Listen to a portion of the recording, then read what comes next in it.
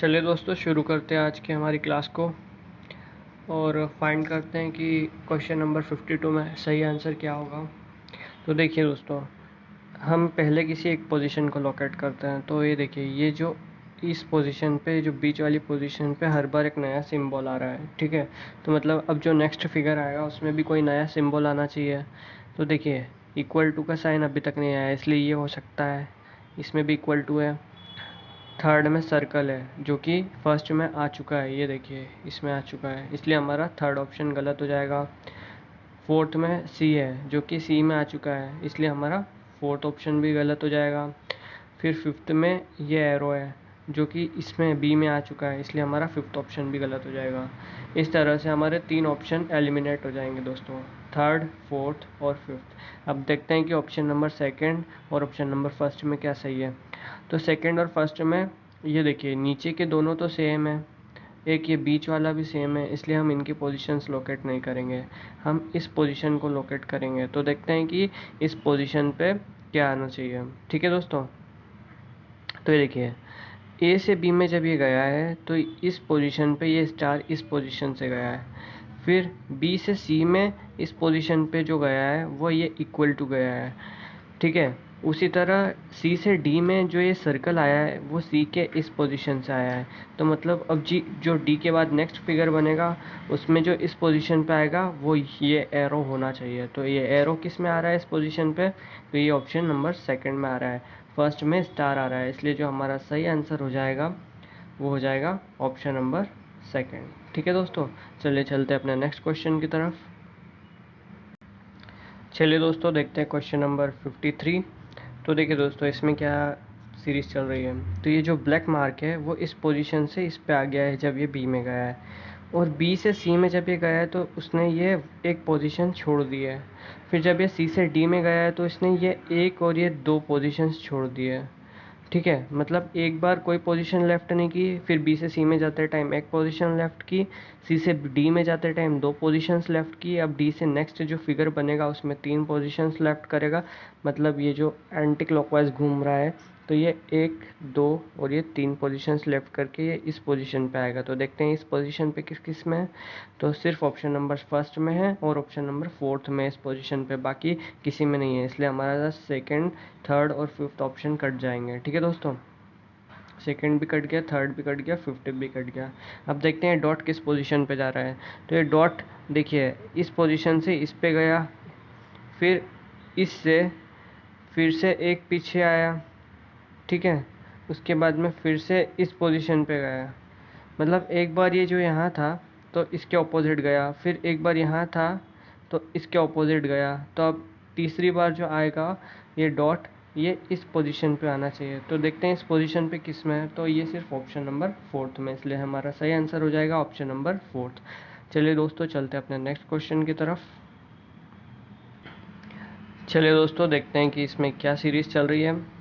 तो देखिए, जब हम ए से बी को कंपेयर करते हैं तो एक डंडी ज़्यादा हो गई, ठीक है। बी से सी में फिर एक डंडी ज़्यादा हो गई, फिर सी से डी में फिर एक ज़्यादा हो गई, तो अब डी से जो नेक्स्ट फिगर बनेगा उसमें एक और ज़्यादा हो जाएगी, मतलब 5 डंडियाँ हो जाएंगी। तो देखते हैं 5 किस में, तो ए ऑप्शन में भी है 5, सेकेंड में भी है 5, थर्ड में भी है, थर्ड में 6 है। देखिए 1 2 3 4 5 6, इसलिए थर्ड कैंसिल, फोर्थ में भी 6 है, फोर्थ भी कैंसिल, बाकी के तीनों ऑप्शन में 5 5 डंडियाँ हैं, ठीक है। तो हमारा थर्ड और फोर्थ ऑप्शन तो हमारे कट गए। अब देखते हैं इनमें से क्या सही होगा।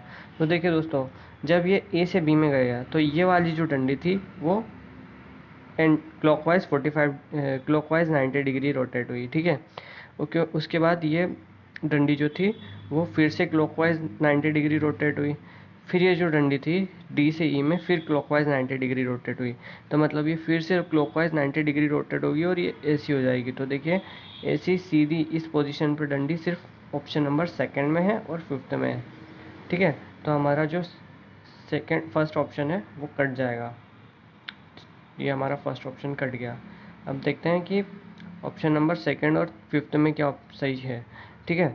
तो ये जो डंडी थी इसके बाद, तो हर बार क्या हो रहा है दोस्तों, हर बार ये जो डंडी है वो 45 डिग्री आगे आगे आती जा रही है, आगे आगे आती जा रही है 45 डिग्री, ये देखिए, ठीक है।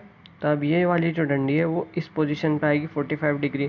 तो देखते हैं कि इस पोजीशन पे किस में है। तो इस पोजीशन पे ये डंडी सेकंड में, फिफ्थ में नहीं है, ठीक है। इसलिए जो हमारा सही आंसर हो जाएगा ऑप्शन नंबर सेकंड। और मैं आपको एक चीज़ बता देता हूँ, जो हर बार एक नई डंडी ऐड हो रही है वो इनके आगे ऐड हो रही है।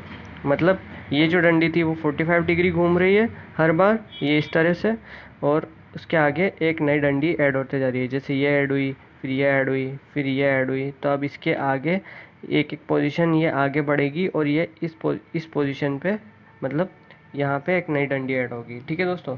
चलिए चलते हैं अपने नेक्स्ट क्वेश्चन की तरफ। तो देखिए दोस्तों, इसमें देखते हैं हम क्या सीरीज़ चल रही है।